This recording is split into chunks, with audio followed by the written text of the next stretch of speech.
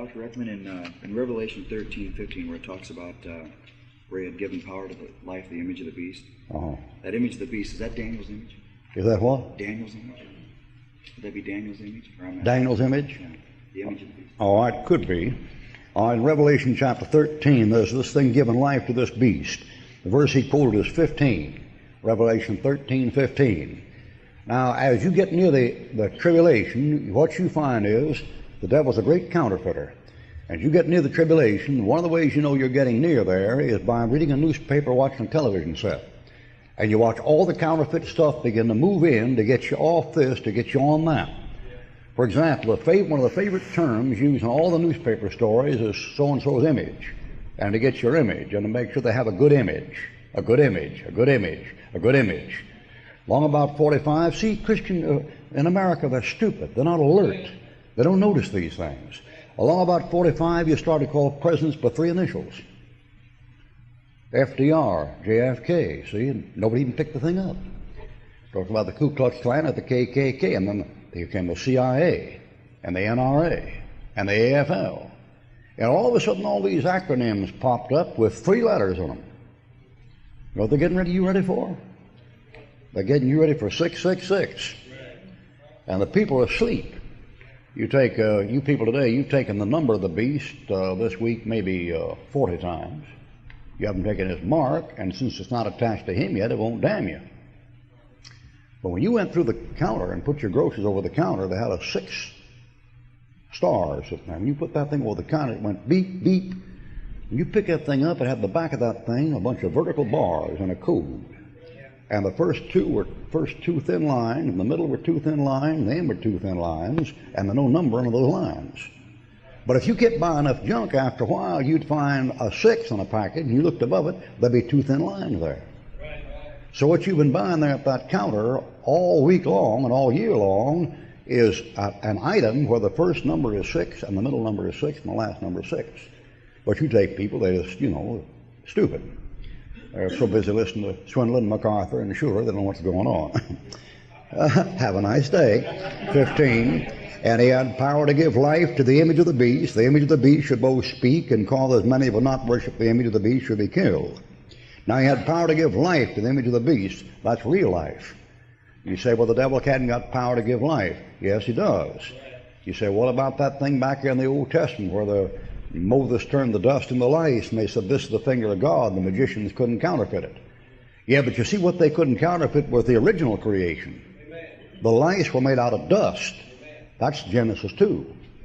They could counterfeit the life. The devil get permission from God to activate a thing and give it life. How do you know that? Genesis 3, his seed, the devil's seed, he can give life. Shall bruise your heel. So what you have here is life given to an image. Now, if you want to see the foreview of that, you go to Disney World. And down in Disney World, there are all these pretty little statues standing around. And the Hall of the President, they'll stand there and speak like they have life. Of course, it's all mechanical.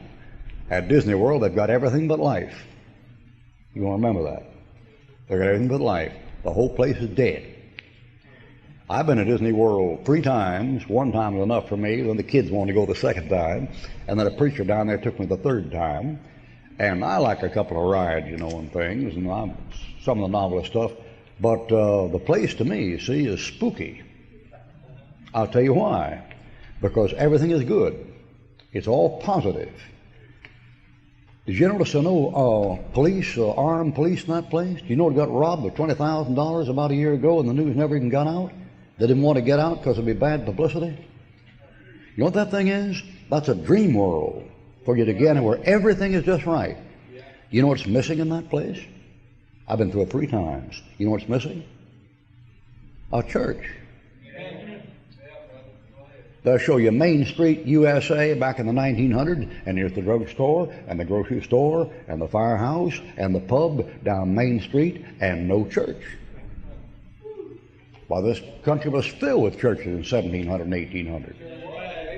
I went by one thing there in the APOC, whatever the thing is, and here was a big old mural some artist had painted about as big as this thing here.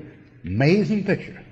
Here was a caveman coming up here with his stuff and the pyramids and the idols and Buddhist temple and a Muslim temple and a minaret and the Catholic Church and the Greek Orthodox building. All these people go up the hill and then entering this vast city whose top reached clear to heaven. And then right in front of that city was you wouldn't believe it, go down and look at it sometime, was a great big rotunda about twice the size and a statue in there. And there was that statue standing there, and you know what it was? It was the angel of death that I painted from illustration in the book of Revelation in 1970. I mean, the black wings and the whole thing standing right there. Mickey Mouse. All right, now here's the question he asked. Come back to Daniel. And notice if the image in Daniel is a type of the image in Revelation 13, the question comes up, is it the same image or is something like it? All right, in Daniel chapter 3, verse 1, here's this image. You know Nebuchadnezzar is a type of the Antichrist, that's for certain. You know Shadrach, Meshach, and Abednego are pictures of the Jews in the tribulation, that's certain. You know the image is a picture of the Antichrist image, that's for certain. And the two things you want to notice about it. Daniel chapter 3, verse 1. Nebuchadnezzar the king made an image of gold, whose height was 60 cubits, and the breadth thereof 6 cubits. Now you want to notice the measurements. It only has 2 measurements. There's only one object that has 2 measurements, that's a cylinder. Now you go down there, you saw I want 10 feet of 2 before. I want 12 feet of 4 by. I want 24 feet of 1 by 2. But when you get the pipe, you say I want 16 feet a quarter inch round. Or I want 16 inches of galvanized iron 2-inch pipe. You see, if it's round, it only has 2 measurements. Everything else has the length and a breadth and a breadth and a width. But if something that's round only has 2 measurements because the breadth and the width are the same. So when he said 60 and then said 6, you know what he's telling you? That thing is 60 by 6 by 6. That thing is 666. All right, 3. And 60 cubits and the breadth 6 cubits. Hey, he had set it up. Now, if you get a pen or something and mark this thing, you'll find in verse 3, set up, verse 2, set up, verse 3 twice, set up, verse 5, set up. You mark that thing down to verse 7, it occurs in that paragraph 6 times. It says 6 times he set that thing up. I didn't know. Verse 5. At what time you hear the cornet 1, flute 2, harp 3, sackbut 4, psaltery 5, and dulcimer 6, and all kinds of music, bow down and worship him, be Shadrach, Meshach, and Abednego. So you got 6 instruments there. You got 6 instruments on something set up 6 times that is 60 by 6 by 6. Now you couldn't possibly miss the connection. And the question is this the image? And if I was going to answer it, I'd say, no, it wouldn't be that exact image, but that image is certainly a type of it. It's certainly a type, and it will come alive. And it'll be probably some electronics and computerized stuff in it. Now, if you know what's going on in these universities, the bigger the belfry, the more room for the bats. But in these universities right now, including Washington, Oregon, they're just bigger hellhole than any place else. What they're doing in biochemistry and the organic chemistry departments, they're fooling around with genes and chromosomes and RNA and DNA and bionomers and ribosomes and genetic chains and codes. And what they're trying to do is mix those things to join the plants to the animals so they can prove evolution, and join the animals to the men so they can prove evolution. And then the next step would be to join the man to the machine. As a consequence, you Christians who are naive and lazy and taken up with your wife and family and kids and job and tax instead of the Bible, you know what you've done? You spend time messing around with Star Wars and watching it, and here coming down the road is a man, just an ordinary man. And then right behind him comes a walking, talking animal, right behind him. And then right behind him comes a walking, talking machine. And then just behind him comes a genuine jukebox or fire hydrant. Here comes this little old thing that's a regular machine, like a slot machine. And all that stuff is getting you ready. When they go into the pub where all the monsters are, they're getting ready to get you to accept genetic manipulation. And they're preparing you. Now, let me tell you something. You just keep fooling with the magazines and newspapers and them radio preachers and them television preachers, and you go right down the line. I'm an artist, and I fool with art and things and draw pictures. My mind's very visual. And I'm going to tell you something from an artistic standpoint. From the standpoint of an artist, whether I was saved or lost, I'd still notice this. I'd noticed in the last 20 years they're conditioning you to accept ugliness as beauty. Amen. And the idea is eventually to get you to accept monstrosities and perversion as normal. That's what's behind it.